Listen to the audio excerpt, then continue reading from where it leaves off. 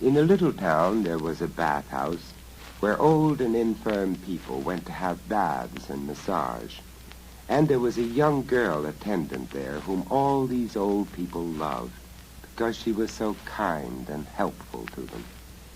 Well, one day, so many old people came to the bathhouse that it was late at night before the girl had finished her work and could think of going home.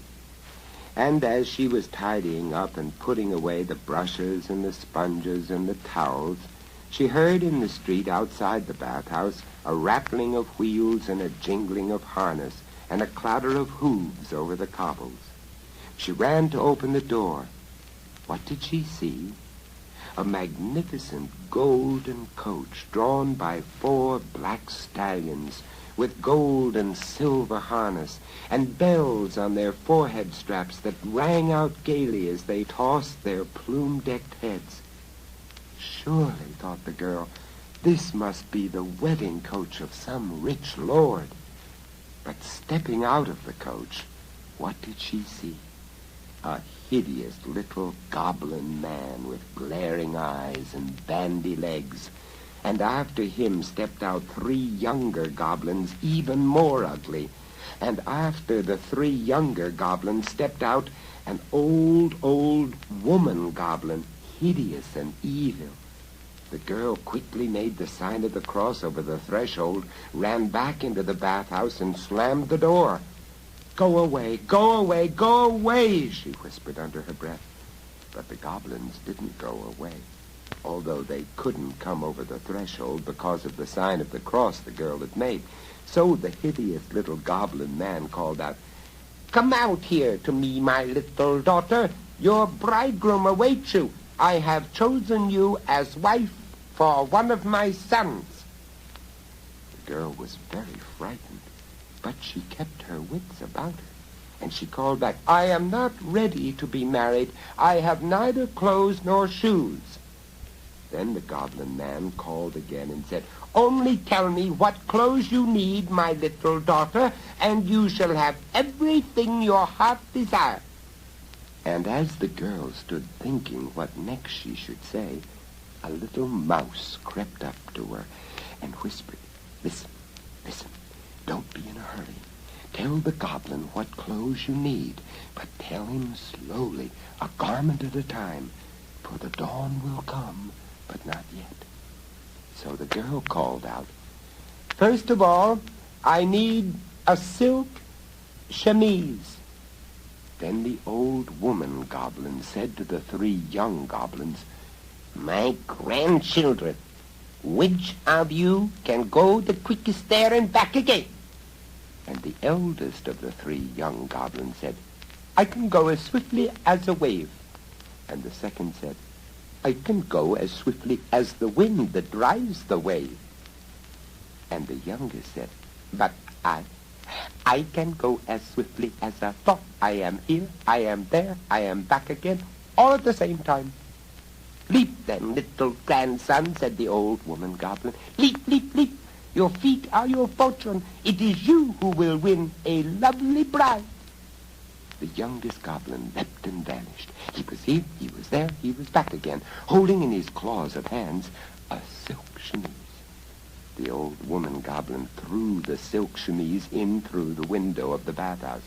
"Here is your silk chemise, little daughter. Put it on and let us go, for the wedding bells are ringing under the earth, and the wedding guests are gathered together." "Take your time, take your time. The dawn is yet far off," whispered the little mouse, and the girl put on the silk chemise slowly. Oh, so slowly. "Is the silk chemise to your liking, little daughter?" called the old woman goblin. "Yes, it is to my liking," said the girl. "But I am not yet ready. I have no golden gown." "Go you quick as thought," said the old woman goblin to the youngest of her grandchildren. "Leap, leap, leap, be here, be there, be back again, and bring the bride a golden gown."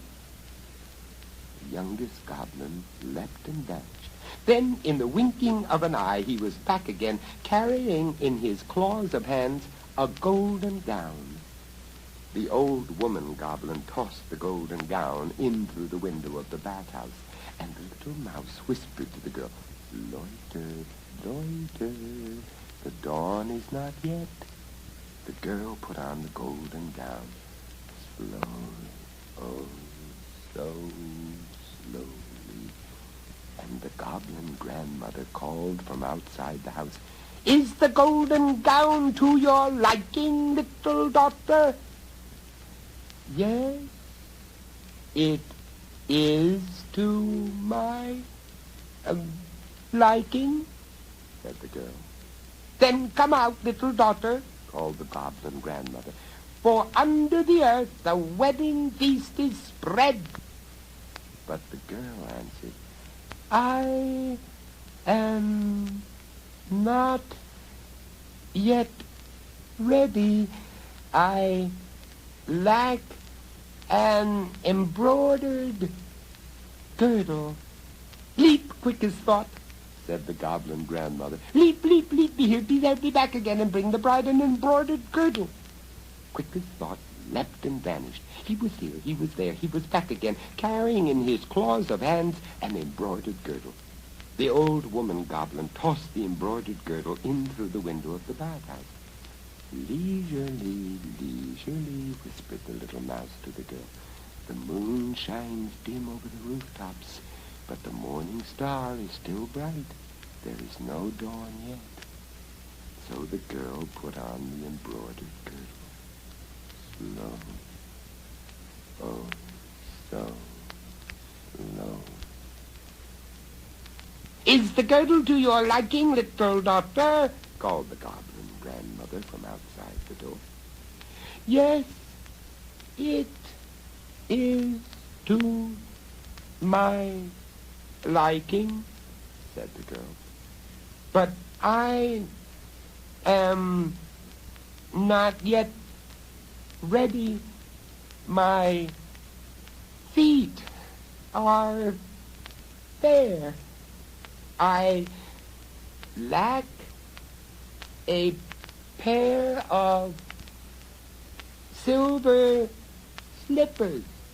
"Leap, leap, quick as thought, leap, leap, leap," said the goblin grandmother. "Be here, be there, be back again. Bring from down below a pair of silver slippers and win for yourself a lovely bride." Quick as thought leapt and vanished. He was here, he was there, he was back again, carrying the silver slippers. The old goblin woman tossed the silver slippers in through the window of the bathhouse. "Linger, linger," whispered the little mouse to the girl. "The dawn comes slowly nearer." And the girl put on the silver slippers slowly, oh, so slow.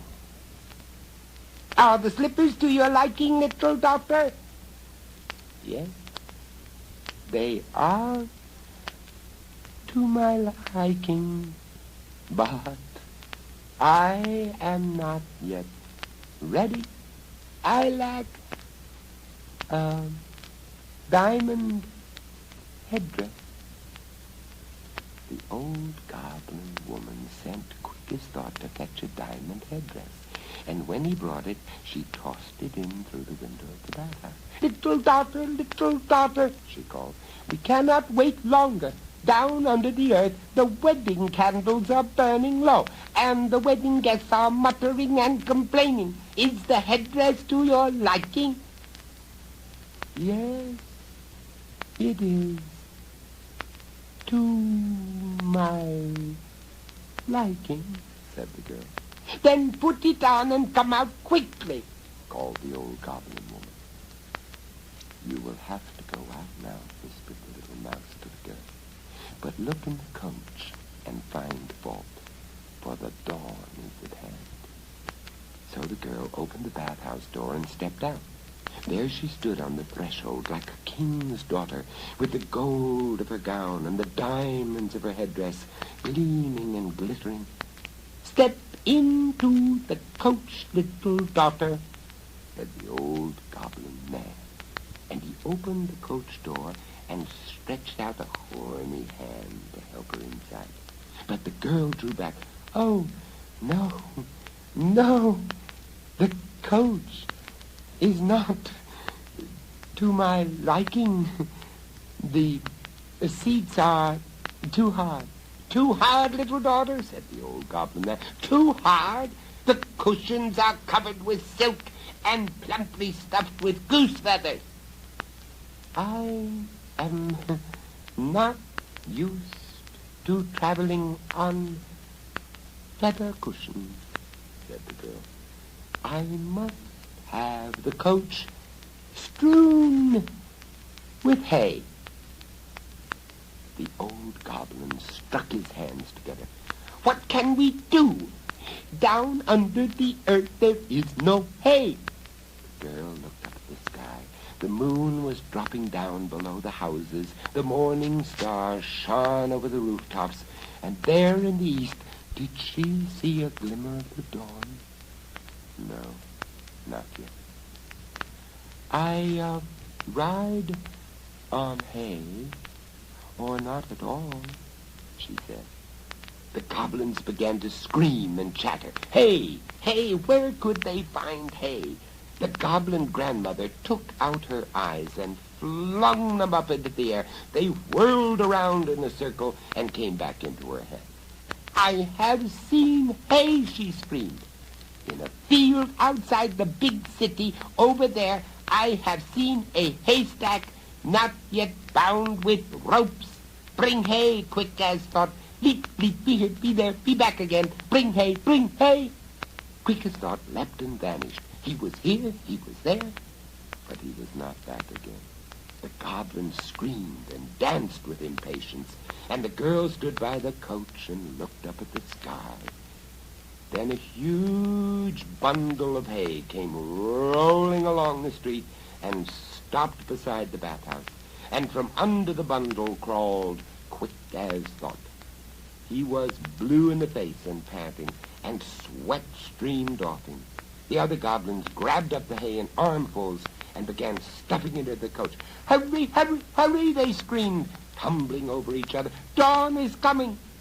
They had the hay in the coach at last. The old goblin man seized the girl by the arm and said, "Get in, you hussy!" he yelled. The girl put her foot on the step of the coach. She looked down at the ground. "There is yet one wisp of hay lying there," she said. "You must put that last wisp into the coach, or I do not enter." The 4 black stallions pawed the ground and whinnied. They flung up their heads, and the bells on their forehead straps rang out. The old goblin man snatched up the last wisp of straw and tossed it into the coach. "Now get in!" he shouted. "I get in last," said the girl, "as befits a modest maiden." Then all the goblins crowded into the coach. The old goblin man stretched out his hand to help the girl in. The girl glanced back and up at the sky. Yes, in the east, the dawn was breaking. Cock-a-doodle-doo, cock-a-doodle-doo. All the cocks in the little town began suddenly to crow.